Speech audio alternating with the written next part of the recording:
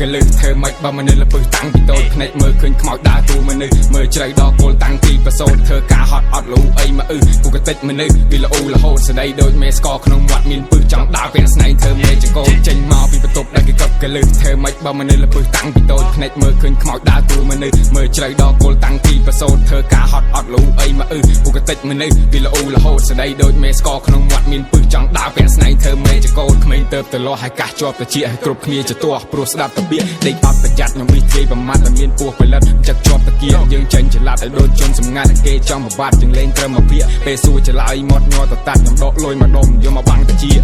តែប្រហាស់ដូចចាក់ប្រេងអិនតនៈពួកយើងដើរចូលទៅជ្រះបញ្ជីគ្នាយើងវាយយកបានជ័យជំនះវាយវិញដល់វគ្គលើកជ័យលិភីក៏ត្រាចូលឈ្មោះពួកដែលជាប់ជាពាក់ដកហូតវាផ្ទះពិបាកឆ្អឹងជនីគេមានគំនិតចំប្របាយស្ទះតែវាមិនអាចកាត់ពិបាកលោយាធីមើលនឹងហេតុใจគុំកលែងใจចង់ទៅមើលទៅណានឹងដីគុំលេបពេលថាគឺធ្វើមិនបាច់ទៅស្រាប់អ្នកណាចម្លែកនៅក្នុងតកូលប៊ូស៊ូទីគេថា keep my flame នៅក្នុងសូលហើយនាមតកូលជាកូនអ្នកតាតែទៅមើលនឹងហេតុใจគុំកលែងใจចង់ទៅមើលទៅណានេះពាក្យសំដីគុំលេបពេលថាគឺធ្វើមិនបាច់ទៅស្រាប់អ្នកណាក្មេងចម្លែកនៅក្នុងតកូលប៊ូស៊ូដូចពាក្យគេថា keep my flame នៅក្នុងសូលហើយនាមតកូលជាកូនអ្នកតា